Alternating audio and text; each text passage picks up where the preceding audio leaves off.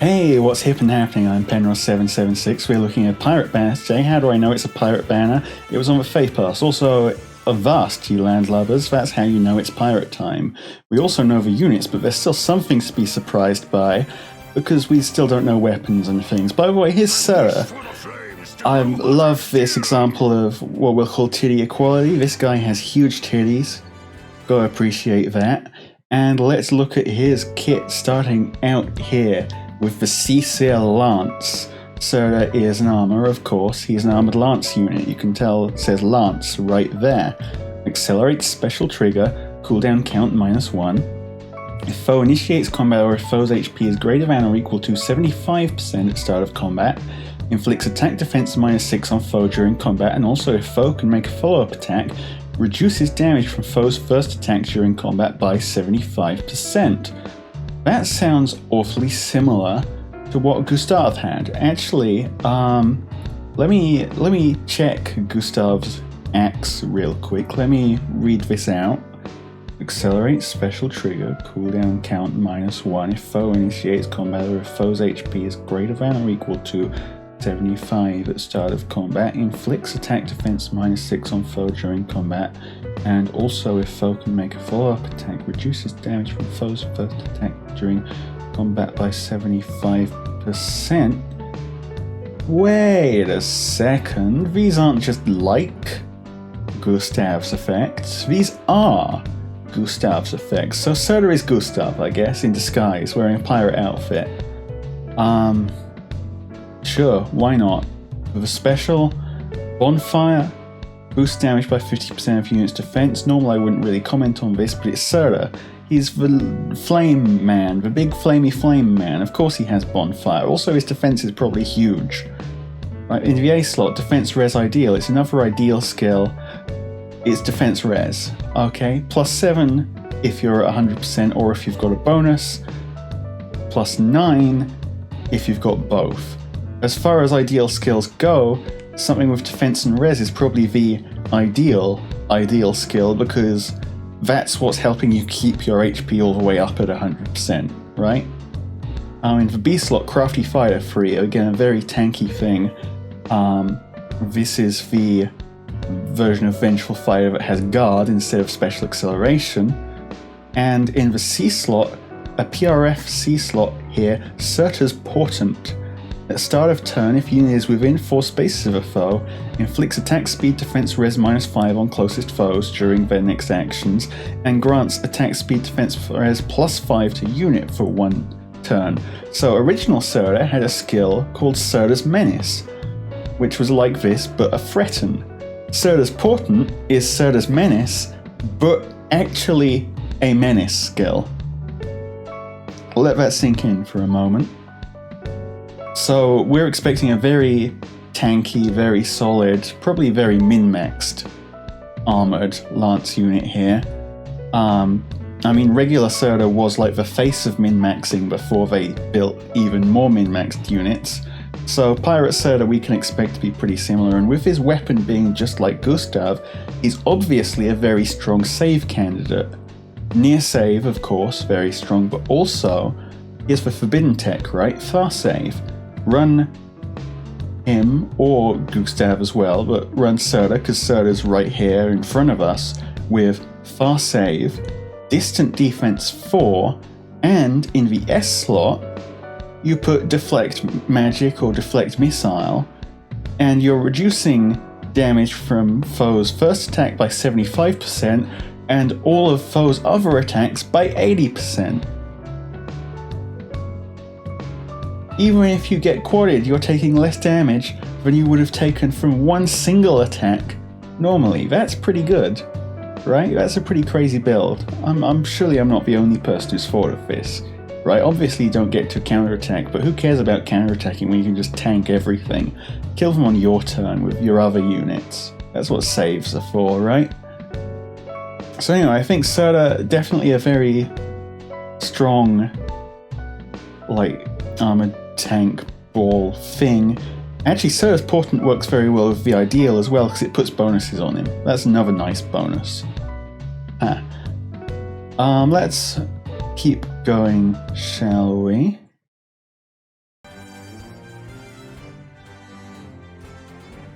Surtr taking 0 damage from this Axe Dragon. Surprisingly low damage in return, but that's a pretty chunky bonfire, so that's good to see.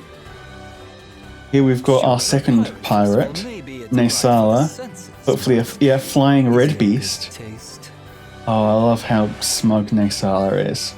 And he's equipped with a new skill. We'll get to that in a moment, but first for Crossbone's Claw. Accelerate special trigger, cooldown count -1.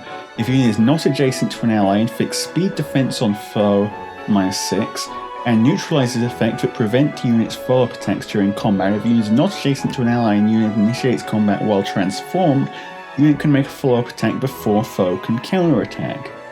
Okay, so half of null follow-up attack and free desperation. That's, well, free as in it has a solo condition, but otherwise it's free. That's a combination we've seen before recently somewhere. You think? But it should be very good. Right, you're going in, so you've got cooldown count -1 as well, so you can Gale Force with him. Other Naesala was a Gale Force unit. Pirate Naesala can be a Gale Force unit too. Speed defense down, and yeah, just pretty strong. And again, as a flying beast unit, Naesala, with his transformation giving him 1 extra movement, is like your ideal as far as Gale Force units go, right? Because he's free move, but he has flying movement, so he's not going to get tripped over by, I don't know, a trench or a tree or something. He just flies over it. Mountains too, all that stuff. Right, and of course the standard flying beast effect, if unit is adjacent to only beast or dragon allies, or if unit is not adjacent to any ally, unit transforms. If unit transforms, moves 1 extra space, as I said, and grants attack +2. In the A slot, attack speed solo 4, very sensible.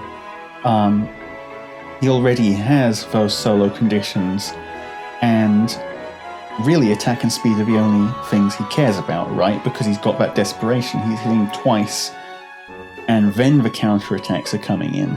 So if he kills before any counterattacks shows up, then that's better than having any amount of defensive stats, right? Just not getting hit. Near Trace free. The Trace skills, have they forgotten the space between Near and Trace here, by the way? Or is that just me? They look weirdly close together.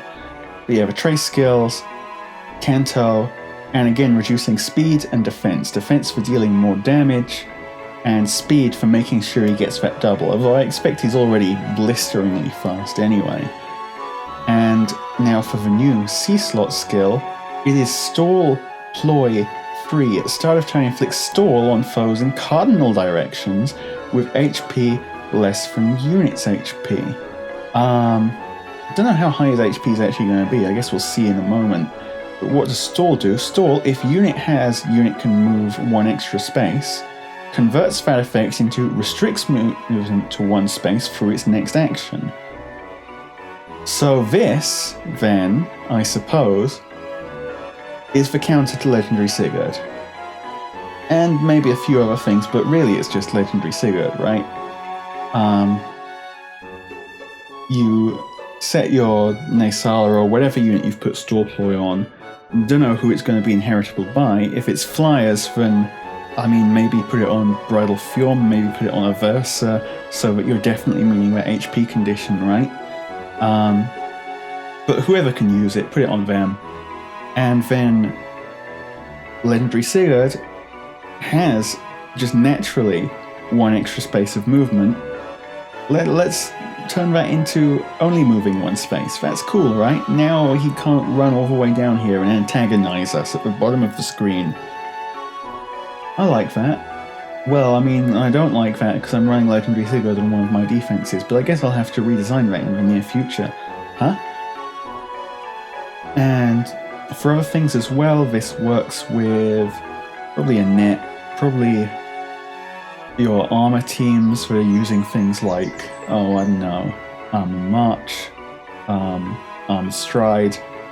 Doesn't work on Legendary Azura, funnily enough. Because Legendary Azura hits after a dance, the extra movement, and to get danced you've got to end your turn, and ending your turn clears all debuffs from you, so they'll end their turn, they'll lose stall, and then they'll get the extra movement. Not an issue, but everyone else Every other source of extra movement is getting scrungled over by this stall ploy, and that's pretty great for people who don't want to get moved on, I guess. Anyway, let's take a quick look at what his HP actually is. 42, not awful, not exceptional either, but good enough to at least out HP some things. Maybe HP plus 5 in his seal slot. There's Vicanto as well. We can see his other stats as well. Pretty attack and speed focused there in our third slot, so probably a demo is Vika. I love the very tired sounding voice here. Honestly, that's relatable. I'm tired too. That's definitely a demote kit. The Ebon Pirate Claw grants resistance plus 3 at start of turn if any foe's res is less than unit's res and that foe is adjacent to another foe. Inflicts defense res minus 7 on that foe through their next actions. Okay, that's 2 sabotages in one. At start of combat, if foe's HP is greater than or equal to 75%, grants attack speed res plus 5 to unit during combat. And then the usual at start of turn, if unit is adjacent to any beast or dragon allies, or unit is non-adjacent to any ally, unit transforms. Unit transforms, moves 1 extra space, gets attack plus 2. Flying beast unit. Very supporty, but looks to actually be built to take some combat. You've got a plus 5 to most stats there on a relatively achievable condition. You've just got to hit a foe who's full or nearly full. But the main reason you're running this unit is the double sabotage. Sabotage death res. It's like having a dagger on your team, except they don't actually have to do anything. Everyone just has defense res minus 7, and hopefully she has a really high res stat to back that up, right? I mean, I think she does. I think I remember seeing in the Feh Channel it was like very high. No defense though, and I guess that's backed up by a weapon only granting attack speed and res too. Glacies would back up having very high res speed, res solo again, and sabotage attack 3 in the B slot. Obviously this is a demote kit, but that's one of the best things you could have given her, because now she's sabotaging attack, defense, and resistance all at once across the enemy team. Just a buffet of debuffs for anyone who has a low enough resistance and is standing in the wrong spot. Solid supporter unit, I'd say. Solid supporter unit, similar to how people use like air with Tamari, except it's not a mythic, so it's more usable in other modes perhaps, or more able to receive stat buffs. Like if you're running res mythics, pump that res higher, hit more things with your sabotage. It's just a thought.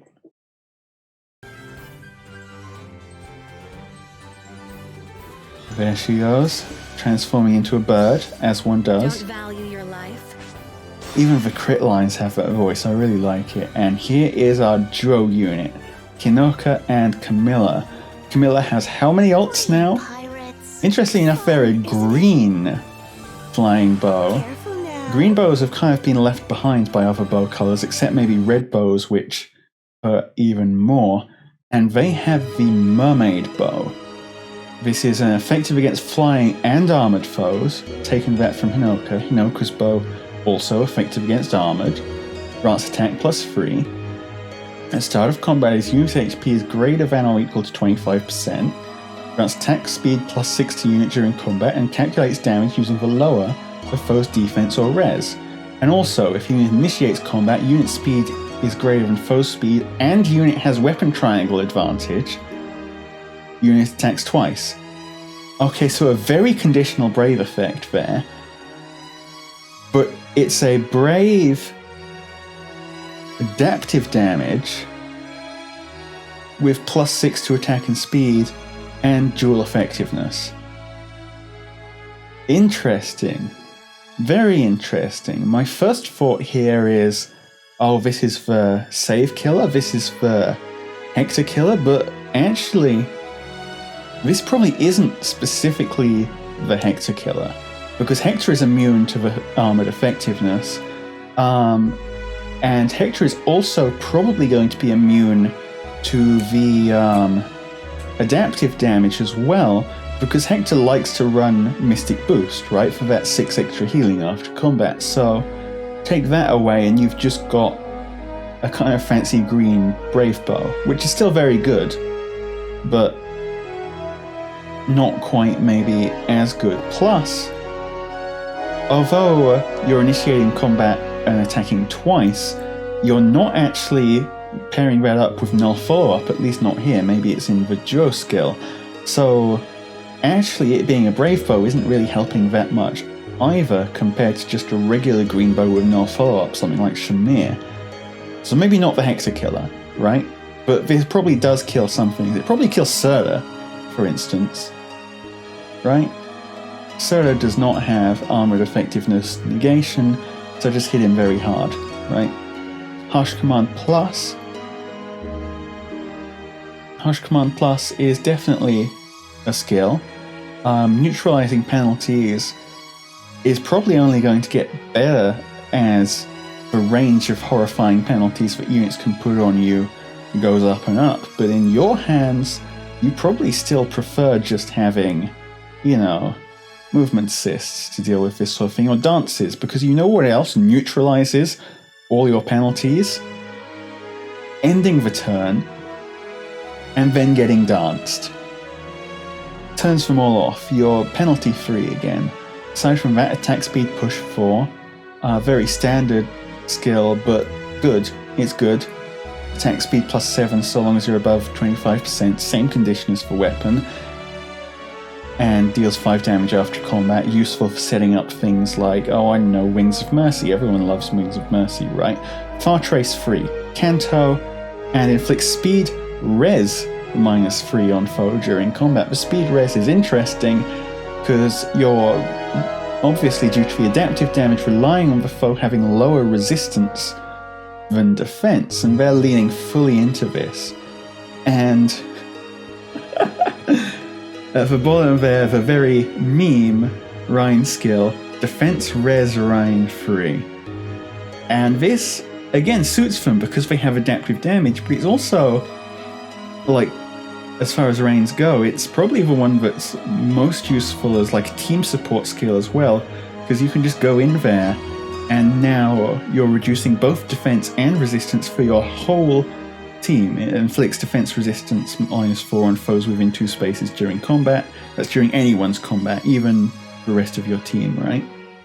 I like that. I like that a lot, but maybe they don't seem like a complete meta breaker. We'll see what the duo skill does about that, though. Obviously, there's the Canto. Everyone loves the Canto. And here it is. Grants attack speed plus 6 to unit and flying allies within 3 rows and 3 columns centered on unit, and they can move 1 extra space. Okay. Unit and flying allies. Okay, so this is a very flyable sort of setup. Inflicts gravity on bow, dagger, tome, and staff foes within 3 rows and 3 columns centered on unit, if they are also infantry, armored, or cavalry foes. Okay, so this is very much playing up the air versus ground debate, the air versus ground battle, same as Ultana with an E, with that earthly gay bulk. And this kind of says hit and run to me as well, because you hit, and then those bow, dagger, tome, and staff foes, for one who have 2 ranged weapons, for one who have extra reach to try and track you down, now they can't do that. Now they're stuck at home doing whatever it is they do back there, right? So that's very good. And of course, extra movement is always very handy. We've proven that already. We've proven that by the fact that IS put a skill on this banner deliberately to stop exactly that.